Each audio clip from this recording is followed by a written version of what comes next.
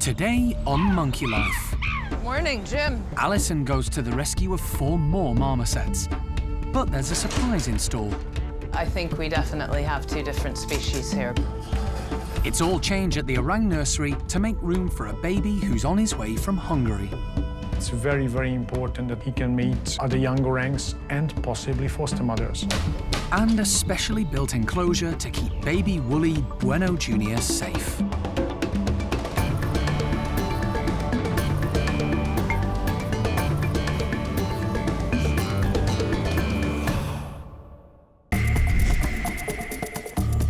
Monkey World in Dorset, nestled deep in the English countryside, is the largest sanctuary of its kind on the planet. The team, led by Dr. Alison Cronin, rescues and rehabilitates abused and unwanted primates from all over the world. We've really done everything we can to make her journey as smooth as possible. The park provides a home for more than 240 monkeys and apes, allowing them to live out their lives in safety and peace.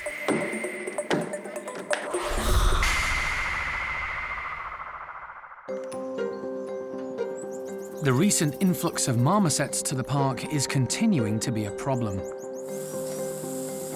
Building work has started on a new marmoset complex, but it'll be a while before it's ready to take any residents. Today, Alison is heading north to Cheshire to pick up 4 more little monkeys, once again victims of the British pet trade. She's been contacted by a pub landlord who's moving out and can't take them with him. But she's confused about the information she's been given. The photographs that came through, it's very clear to me that he doesn't have a group of common marmosets. He has a female common marmoset and what appears to be 2 completely different species. And it would seem that the males have mated, one of the males has mated with the female, and they've produced a hybrid offspring that looks like a common marmoset. This is becoming an increasing problem. Unscrupulous dealers are selling primates as one species, when in fact they're something entirely different. And the landlord of this pub is just one of many people who have been duped. He bought the monkeys to attract families into the pub, but now he wants them to live in a more natural environment. Morning, Jim. Jim McPhee is one of the better owners. He's tried to give the marmosets a decent home by building a large outdoor enclosure and feeding them the correct diet. But like so many owners, he doesn't have the knowledge to look after them properly, and he's had to spend a lot of money. And for the 3 marmosets, how much did you pay? I paid £3,900. Approximately everything probably costs something in the region of about 8,000 to 10,000 an hour. It's very sad. Inside, the monkeys are being kept in a birdcage. Hey, you, so you're one of the little men? Hi, you. Oh, your ears are laid back. Not common marmosets, I don't believe. So Alison's suspicions are confirmed.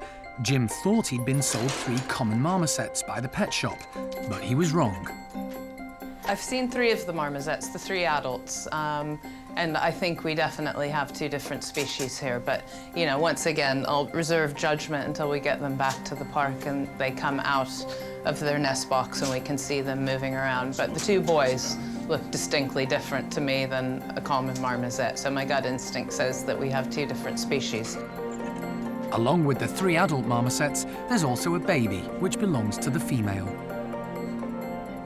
So it's baby rice or baby milk? There's different types. I give them various, I think I've given them about 3 different types, banana flavoured. Jim gives Alison a detailed list of the food he's been giving the monkeys.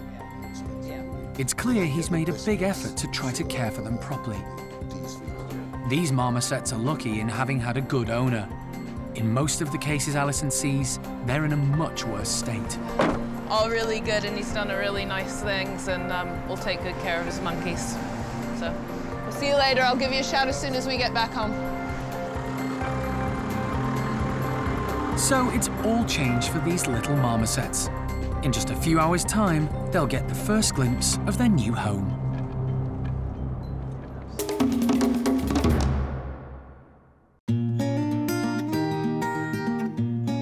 Back in Dorset, the orangs are having another reshuffle. Hawkeye and her adopted daughter Awan are moving back to the nursery. There they'll rejoin Hawkeye's two sons, 7-year-old Kai and 5-year-old Jin. They're swapping places with best friends Linga and Dinda, who are now old enough to join Twan's group.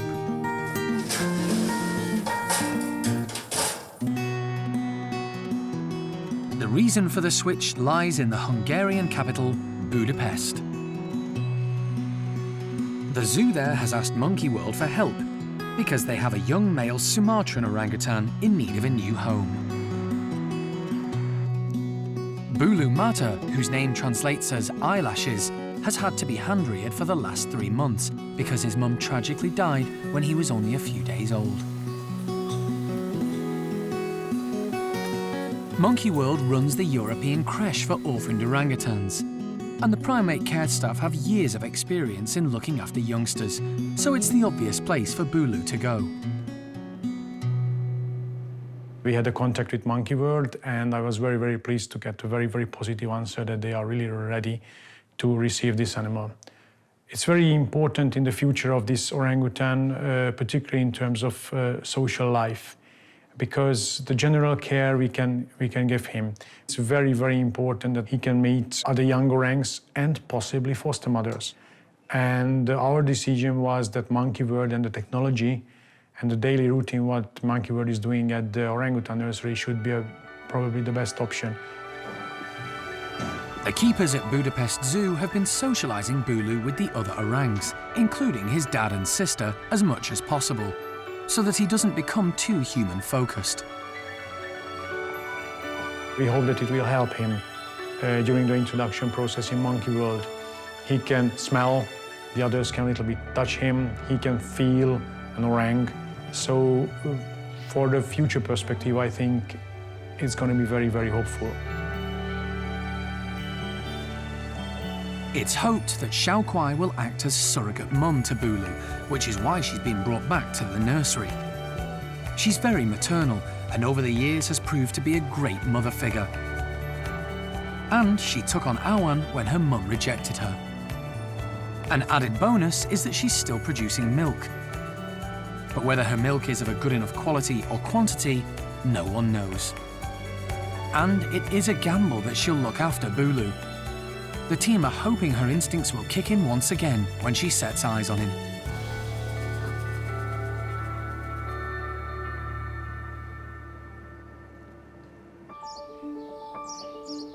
There are several reasons why babies can end up on their own. Sometimes, like Bulu, they're orphaned, but sometimes they're rejected by their mums. Little woolly monkey Bueno Jr. has had to be hand-reared since he was born because his mum Sarah had a traumatic birth and didn't want to look after him. The team goes to extraordinary lengths to care for these vulnerable youngsters.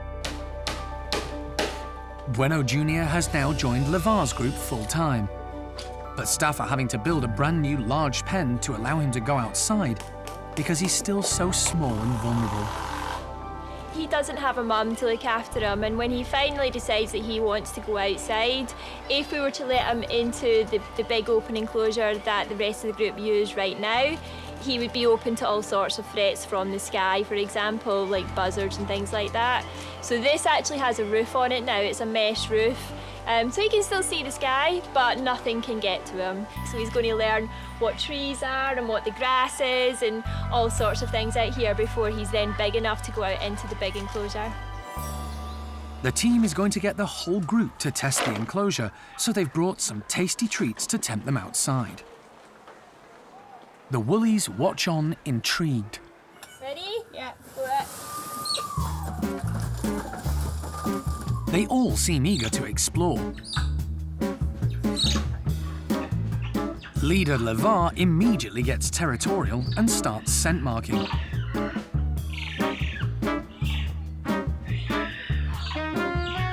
While dominant female Paquita, who loves her food, heads straight for the fruit. As does Kuna, the other adult female in the group. Boys will be boys, and boisterous Bronco gives the new hoses and cargo net a test run. Lavar is happy to leave him to it. The younger woolies haven't appeared yet. Paquita's daughter Isla cautiously ventures in. But her younger brother Manny is nervous. The older monkeys try to coax him in by calling to let him know where they are. But he's scared and stays put.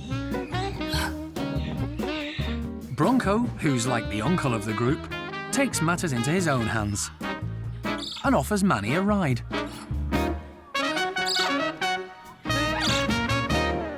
Bronco has actually nominated himself the protector of this group. He's just really nice, especially when it comes to the youngsters. He adores his females, and whenever they have babies, he's just right there beside them, making sure that the babies are okay. So it's actually quite nice to see Bronco do this. Manny looks a little bewildered, but at least he is outside. The reason this new enclosure was built was because of Bueno Jr., but he's still in the bedroom. Come on, Junior. Come on out. Come on in. Rick. And no amount of encouragement from Sandra is persuading him to budge. Come on, Junior. Let's go. Come on. Bueno Junior, unfortunately, hasn't made it out as yet. At the moment, he's quite happy having breakfast in a bedroom. We'll continue to try and encourage him down to this side of the house, and hopefully he might step out. But it's just a waiting game at the moment. Baby woolies are carried around by their mums for up to 2 years, so it's not surprising Junior is so reticent. He's having to do everything on his own, and it's a steep learning curve. But he's gaining in confidence every day, and hopefully he'll soon be able to enjoy his newly built outdoor space as much as his new family are.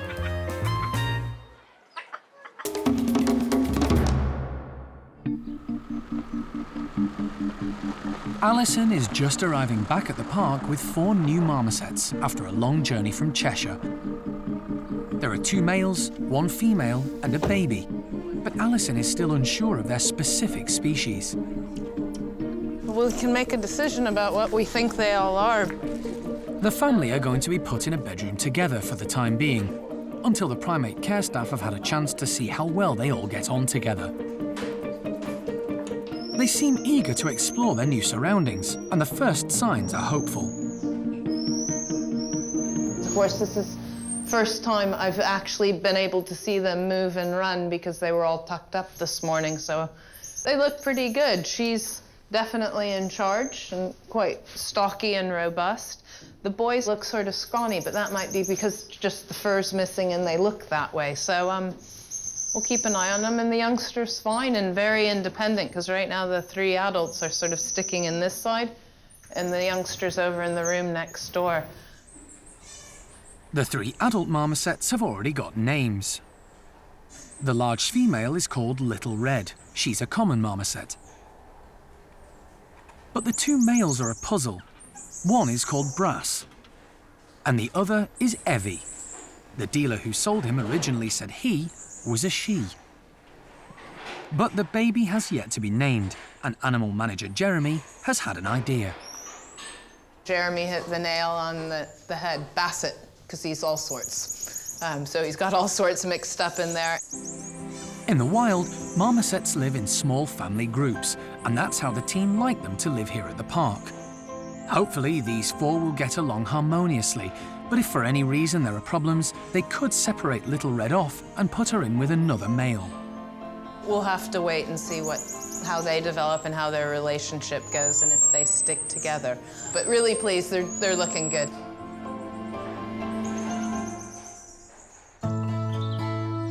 Another new arrival seems to be getting on like a house on fire with his new roommate. Cotton top Tamarin Hawkeye was brought to Monkey World to pair up with the park's existing cotton top, Uncas.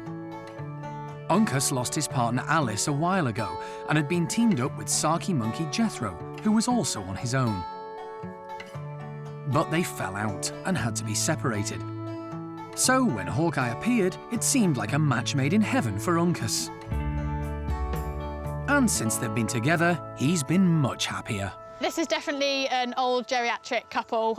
We don't know Uncas's age, but you just have to look at him and see that he's getting on a little bit now. He's in his latter stages of life. And Hawkeye himself is really elderly as well. He's about 18 years old, which is really quite old for a cotton-top tamarin. So, yeah, they're both, none of them are spring chickens, so, you know, you don't see them flying around the enclosure. But if you see one, you'll definitely see the other. They don't spend an awful lot of time apart from each other. In the wild, cotton-tops feed on, amongst other things, sap from trees, which gives them many of the minerals and nutrients they need. In captivity, this is substituted by a natural gum made from hardened sap. The tamarins absolutely love the gum. It's probably their favourite time of the day. Along with the insects, yeah, it's definitely a favourite. Come on! Uncas has a healthy appetite. He's using his long tongue to lick the gum out of the holes in the log. Hawkeye isn't far behind. In the wild, cotton-tops gouge out holes in the bark of trees with their teeth to get to the sap. Cotton-top tamarins are one of the most endangered primates in South America. There are less than 1,000 of them left in the wild.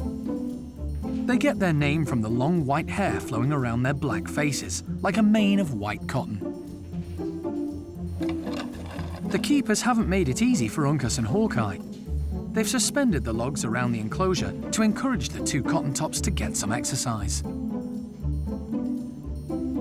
Hanging them on ropes tests their agility, balance, and strength. It's still really important to keep them active and to keep them busy. If we just made everything simple for them, then what's the point really? They're just going to sit there and get old. So anything that we can do to keep them busy, as long as they're obviously still able to do it, it's still important to try and keep them stimulated. Cotton-tops are social animals, so it's great that Uncas now has another friend to grow old with. At Hernania's house, the chimps still seem rather dejected after the tragic death of one of Cherry's twins, her 2-week-old daughter Louise. But the post-mortem has proved interesting. Little Louise had a hole in her heart. And it was 2 to 3 millimeters in size. Now that doesn't actually sound very big, but if you look at the tip of, say, a pen, that's probably about 2 to 3 millimeters. And if you put high pressure fluid behind it, i.e. a heart pumping blood from one side to the other, that's a fair amount of fluid that's not going the correct direction, let's put it that way. As it happens, the post-mortem can at least relieve our concerns and worries that we missed something. There was no way we could have known that Louise had a hole in her heart. So good to know. Doesn't make me feel any better, and I'm still terribly sad for Cherry and terribly sad for the group and for Velma, who gets to grow up in the group, albeit a fun group, but it would have been nice if she had her sister with her to sort of grow up together and be able to play together. Morning, guys! To try to cheer the chimps up, the primate care staff have planted coconuts and chestnuts all over the enclosure. Chimps are very intelligent, but these can be hard nuts to crack. Hanania is so busy putting on a display for the others that he's missing out.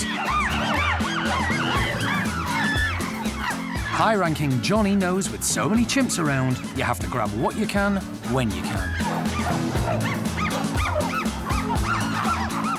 A philosophy Simon also subscribes to, although he prefers chestnuts to coconuts.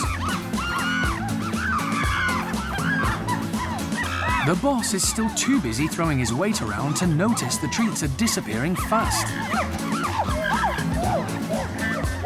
Grabbing the coconuts is one thing, getting into them something else, and all the chimps have different techniques.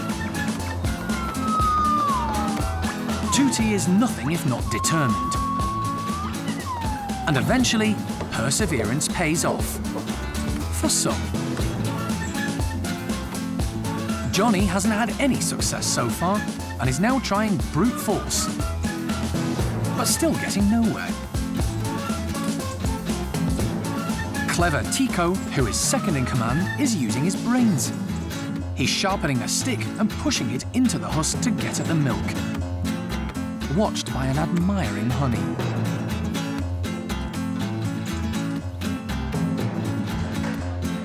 Peggy has her own individual style. Slowly, they do start to reap the rewards.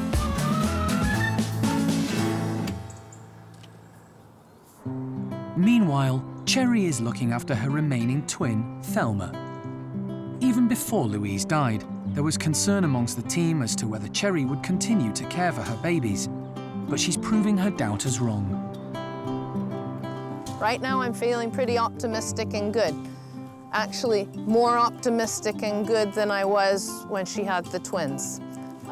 So I think, and I'm very hopeful, and I'm touching a lot of wood right now, that Cherry will be able to look after Thelma and that she'll be able to grow up in Hananya's group fit and strong. The events of recent weeks seem to have brought the chimps closer together. Babies are very important in chimp society, and Cherry will have plenty of help bringing up her little girl. Thelma may have lost her sister, but she's gained a lot of doting aunts and uncles.